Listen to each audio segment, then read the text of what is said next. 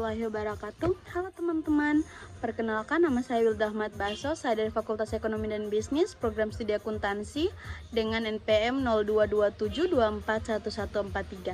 Nah, saya di sini akan membawa materi tentang praktik perbankan syariah di Indonesia, tantangan dan peluang yang dikasih oleh dosen pengampu mata kuliah ekonomi syariah yaitu Bapak Dr. Suwito.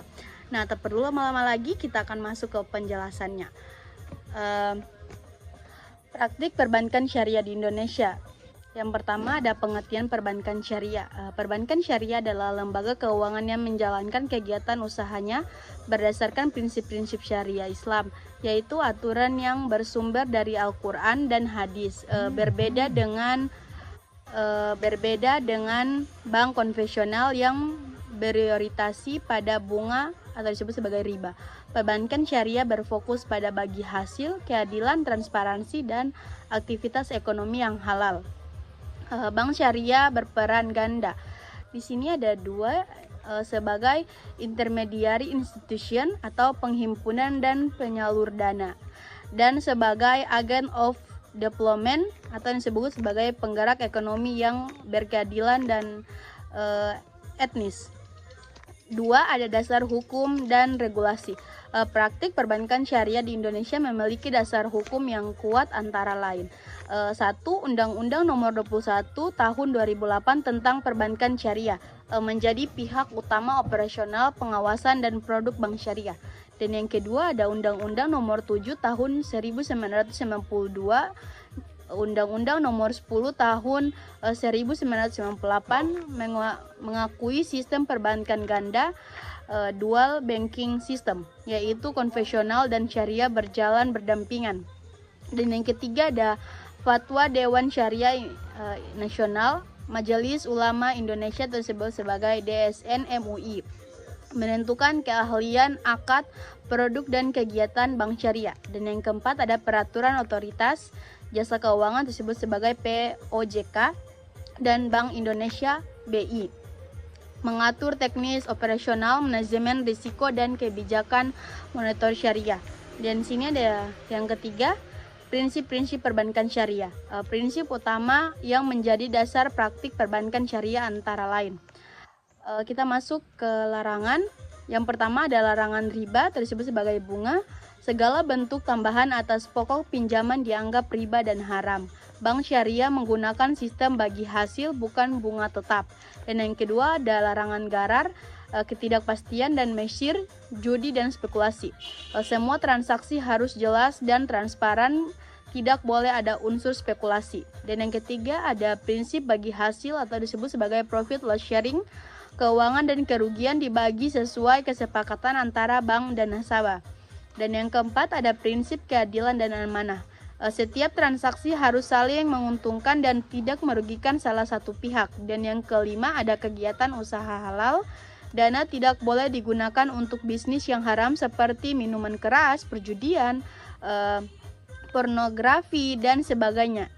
Dan yang keempat ada jenis lembaga perbankan syariah. Berdasarkan Undang-Undang Nomor 21 Tahun 2008, struktur lembaga perbankan syariah di Indonesia terdiri dari yang pertama, Bank Umum Syariah tersebut sebagai BUS melakukan kegiatan perbankan syariah secara penuh. Contoh Bank Syariah Indonesia, BSI, Bank Muamalat Indonesia, Bank Mega Syariah. Dan yang kedua ada unit usaha syariah atau disebut sebagai UUS, unit khusus syariah dari bank konvensional. Contoh UUS Bank CIMB Niaga, UUS Bank Permata, UUS BPD Jawa Tengah. Dan yang ketiga ada Bank Pembiayaan Rakyat Syariah tersebut sebagai BPRS, melayani masyarakat kecil dari UMKM, tidak memberikan jasa lalu lintas pembayaran. Fokus pada pembiayaan mikro seperti muraba, ijara, dan card. Dan yang kelima ada produk dan akad perbankan syariah. Yang poin pertama ada himpunan dana funding, giro syariah, akad wadiah atau disebut sebagai titipan atau mudarabah atau disebut sebagai bagi hasil. Dan yang kedua ada tabungan syariah, menggunakan akad mudarabah, kutiaka disebut sebagai bagi hasil bebas atau wadiah yadamanah. Dan yang ketiga ada deposito syariah, investasi dengan jangka waktu tertentu berdasarkan akad mudarabah. Dan poin B ada penyaluran dana financing. Yang pertama ada murabah, jual beli barang dengan margin keuntungan. Yang kedua ada mudharabah, kerjasama antara pemilik modal sebagai sihabul mal dan pengelola mudharib. Dan yang ketiga ada musyarakah, kerjasama dua pihak yang sama-sama menyertakan modal. Dan yang keempat ada ijarah, sewa menyewa barang atau jasa. Dan yang kelima ada istisana atau disebut sebagai jual beli barang pesan, misalnya proyek pembangunan. Dan yang keenam ada kartahasan, pinjaman kebajikan tanpa bunga. Dan poin C ada jasa perbankan lain atau disebut sebagai service. Di sini ada beberapa poin juga, ada wakala, kafala, hafala, dan ran. Untuk wakala disebut sebagai perwakilan transaksi, dan untuk kafala disebut sebagai penjaminan, dan wahala ada disebut sebagai penagihan utang, dan ran sebagai gade syariah. Dan poin yang keenam ada lembaga pengawasan dan pendukung. Yang pertama ada otoritas jasa keuangan sebagai OJK, pengawas internasional manajemen risiko dan perlindungan konsumen. Dan yang kedua ada Bank Indonesia atau disebut sebagai BI, mengatur kebijakan moneter syariah. Dan yang ketiga ada Dewan Syariah Nasional atau disebut sebagai DSN MUI, mengeluarkan fatwa dan pedoman syariah. Dan yang keempat ada Dewan Pengawasan Syariah atau disebut sebagai DPS, ada di tiap bank syariah untuk memastikan kepatuhan terhadap prinsip syariah. Di sini ada tantangan perbankan syariah di Indonesia. Meskipun mengalami pertumbuhan pesat, sektor ini masih menghadapi sejumlah tantangan struktur dan operasional. Yang pertama ada rendahnya literasi dan inklusi keuangan syariah. Banyak masyarakat yang belum paham perbedaan nyawa antara bank syariah dan konvensional. Dan yang kedua ada menurut survei OJK 2022, literasi keuangan syariah baru 9,1%, jauh tertinggal dari literasi keuangan umum yang 49,6%. Dan yang kedua ada skala usaha masih terbatas. Nah, skala usaha masih terbatas ada 2 poin juga. Yang pertama ada aset bank syariah hanya sekitar 7,8%. 7-8% dari total aset perbankan nasional, dan jangkauan jaringan cabang masih sedikit dibandingkan bank konvensional. Dan poin yang ketiga ada kualitas dan ketersediaan SDM syariah, kurangnya tantangan ahli dan menguasai ilmu ekonomi modern sekaligus fikih muamalah, dan banyak bank masih kekurangan analisis dan auditor syariah profesional. Dan yang poin keempat ada inovasi produk masih terbatas. Sebagian besar produk syariah masih menyerupai produk konvensional atau disebut sebagai hanya ganti akad. Minim inovasi produk digital yang unik berbasis prinsip syariah. Dan yang kelima ada persaingan ketat dengan bank konvensional. Bank konvensional memiliki modal besar, teknologi tinggi, dan layanan yang cepat. Banyak nasabah belum melihat keunggulan praktis bank syariah. Dan yang keenam ada masalah kepatuhan dan transparansi. Diperlukan sistem audit syariah yang kuat agar publik percaya bahwa kegiatan bank benar-benar sesuai dengan syariah. Dan yang ketujuh ada dampak ekonomi global. Krisis ekonomi, inflasi, atau ketidakstabilan global dapat mengganggu pembiayaan sektor real yang menjadi fokus utama bank syariah. Dan di sini kita akan masuk ke peluang perbankan syariah di Indonesia. Di sisi lain, potensi pengembangan perbankan syariah di Indonesia sangat besar bagi baik dari sisi pasar, kebijakan, maupun tren global. Di sini juga ada beberapa poin. Yang poin pertama ada populasi muslim terbesar di dunia. Lebih dari 230 juta jiwa, sekitar 87% penduduk beragama Islam. Jika 50% saja beralih ke bank syariah, pasar keuangan syariah akan melonjak pesat. Dan yang poin kedua ada dukungan pemerintah yang kuat. Pemerintah membentuk Komite Nasional Ekonomi dan Keuangan Syariah atau disebut sebagai KNEX. Merger tiap 3 bank BUMN menjadi Bank Syariah Indonesia (BSI) pada 2021 memperkuat posisi sektor ini. Adanya Roadmap pengembangan keuangan syariah Indonesia nasional hingga 2025. Pada poin yang ketiga ada pengembangan ekonomi halal. Meningkatnya permintaan terhadap produksi halal, makanan, fashion, pariwisata, kosmetik, hingga pembiayaan halal. Perbankan syariah dapat menjadi motor pergerak ekosistem halal nasional. Dan poin yang keempat, ada inovasi digital dan finance syariah. Munculnya platform finance syariah, wallet halal, wakaf, dan mobil banking syariah. Digitalisasi dapat menjangkau masyarakat unbanked di daerah terpencil. Dan poin yang kelima, ada keselarasan dengan prinsip keuangan berkelanjutan atau disebut sebagai ESG. Prinsip syariah tanpa riba, adil, transparansi, sejalan dengan etika keuangan global atau disebut sebagai ethical finance, dan menarik bagi investor internasional yang fokus pada green investment. Dan poin yang keenam, ada pertumbuhan UMKM. Nah, Bank Syariah sangat cocok membiayai UMKM melalui skema mudharabah dan musyarakah yang lebih fleksibel dan berkeadilan dibanding kredit berbunga. Dan poin yang ketujuh, ada dukungan dari lembaga global, lembaga seperti Islamic, Diplomatic Bank atau disebut sebagai ISDB dan AAOIFI mendukung penguatan industri keuangan syariah Indonesia melalui dana pelatihan dan standarisasi. Di sini ada kesimpulannya. Perbankan syariah di Indonesia telah berkembang pesat dan memiliki dasar hukum yang kuat, jaringan lembaga pendukung serta dukungan pemerintah yang serius. Namun masih terdapat tantangan dalam literasi masyarakat, inovasi produk, SDM, dan skala bisnis.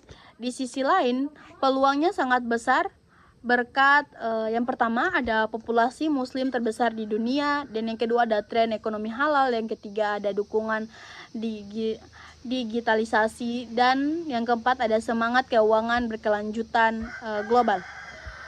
Inti dari kesimpulan itu, perbankan syariah di Indonesia sedang berada di fase akselerasi dengan inovasi digital, peningkatan literasi, dan kolaborasi lintas sektor. Bank syariah berpotensi menjadi pilar utama ekonomi nasional yang adil, berkelanjutan, dan sesuai nilai-nilai Islam. Nah, baik, di sini kita akan memasuki ke materi tentang tantangan perbankan syariah di Indonesia. Perbankan syariah di Indonesia terus tumbuh sejak berdirinya Bank Muamalat Indonesia 1992 dan diperkuat oleh Undang-Undang Nomor 21 Tahun 2008 tentang Perbankan Syariah.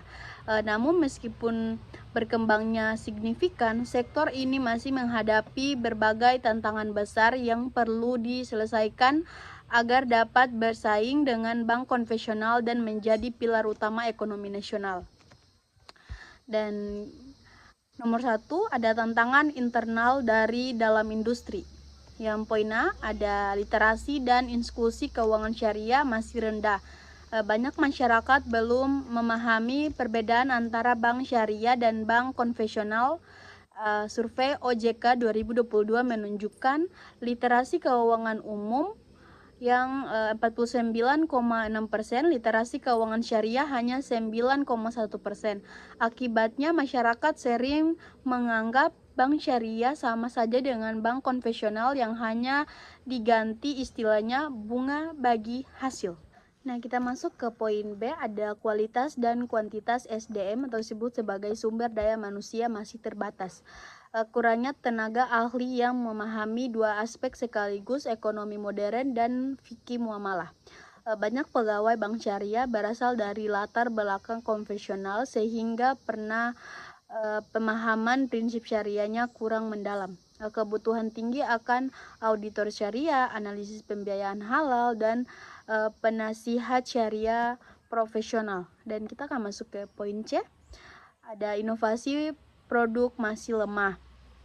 Produk-produk bank syariah sering kali dianggap meniru produk konvensional, hanya berbeda akad, contoh kredit, mudharabah. Masih sedikit inovasi yang benar-benar menggambarkan nilai risk sharing bagi hasil seperti mudharabah dan musyarakah, dan diterapkan secara optimal. Pengembangan produk digital halal juga belum maksimal. Dan poin D, ada skala usaha dan aset yang masih kecil. Bangsa pasar perbankan syariah baru mencapai sekitar 7-8% dari total aset perbankan nasional. Dibandingkan bank konvensional, jumlah cabang nasabah dan modern masih sangat terbatas. Keterbatasan ini berpengaruh pada daya saing dan kemampuan ekspansi. Dan poin E, ada kepatuhan syariah atau disebut sebagai syariah compliance. Menjaga agar seluruh kegiatan operasional benar-benar sesuai syariah adalah tantangan besar. Diperlukan sistem audit syariah yang kuat, peran aktif Dewan Pengawasan Syariah atau disebut sebagai DPS, dan kontrol internal yang kuat. Jika ada penyimpangan, bisa mengurangi kepercayaan publik. Dan poin F, ada profitabilitas yang masih rendah. Skema bagi hasil cenderung lebih kompleks dan risikonya lebih tinggi dibanding bunga tetap. Biaya operasional juga relatif tinggi karena pengawasan syariah dan sistem ganda. Dan di sini kita akan masuk ke poin nomor 2. Di sini ada tantangan eksternal atau faktor dari luar industri. Yang poin A, ada persaingan ketat dengan bank konvensional. Bank konvensional memiliki modal besar, jaringan luas, dan teknologi yang lebih canggih. Beberapa bank konvensional bahkan memiliki unit usaha syariah atau disebut sebagai UUS yang memperketat persaingan. Dan poin B, ada kurangnya pemahaman masyarakat tentang prinsip syariah. Masih banyak yang menganggap bank syariah kurang praktis atau mahal. Persepsi ini membuat nasabah ragu beralih dari bank konvensional. Dan poin C, ada regulasi dan standarisasi yang belum seragam.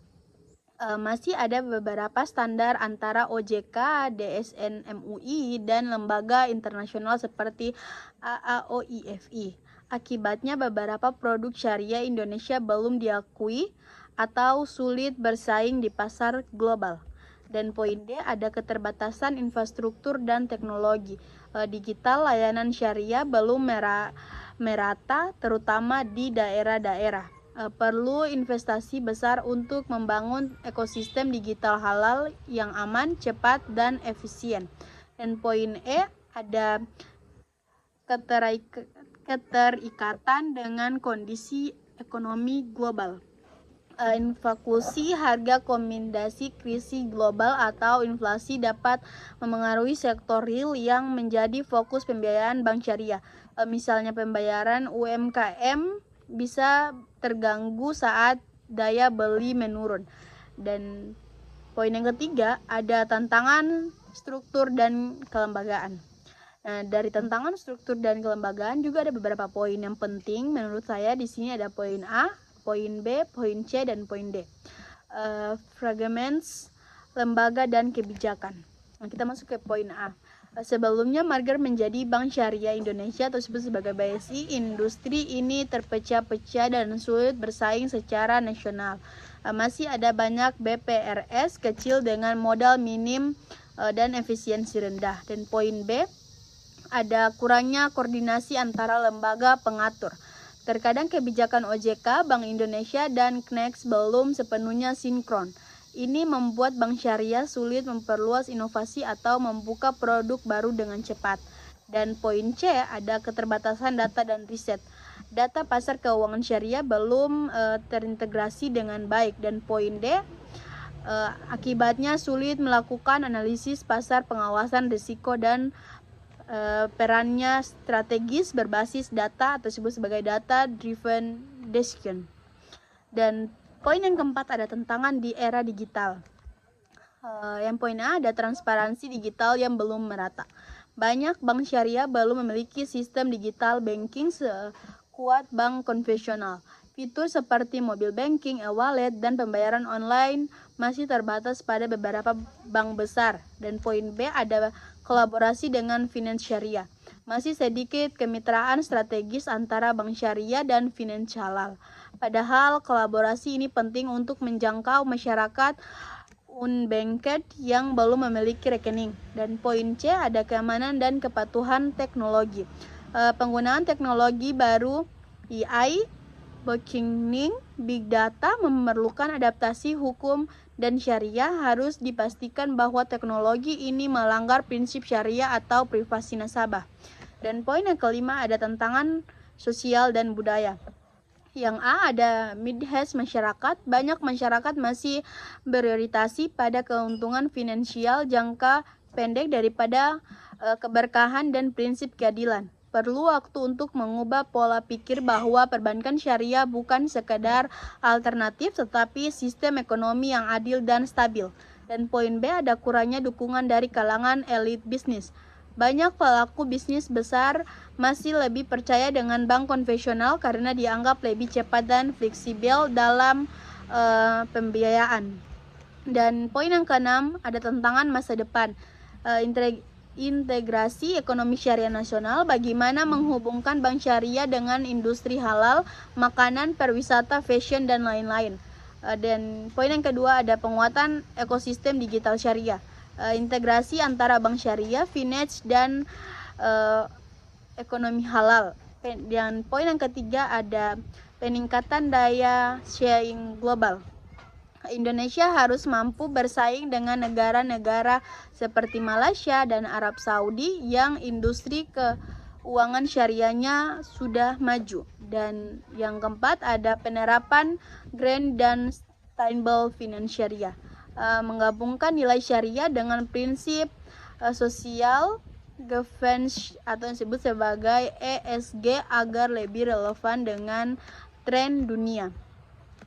Kesimpulan utamanya ada perbankan syariah Indonesia memiliki potensi besar tetapi masih menghadapi berbagai tantangan mendasar mulai dari edukasi masyarakat, inovasi produk, SDM hingga digitalisasi. Jika tantangan kolaborasi ini bisa diatasi melalui kolaborasi pemerintah, industri, dan lembaga pendidikan, maka perbankan syariah akan mampu menjadi pilar ekonomi yang adil, inklusif, dan berkelanjutan di masa depan. Nah, baik, itu saja materi yang bisa saya sampaikan. Lebih dan kurangnya saya mohon maaf. Saya Luda Ahmad Baso izin untuk pamit undur diri. Wassalamualaikum warahmatullahi wabarakatuh. Bye-bye.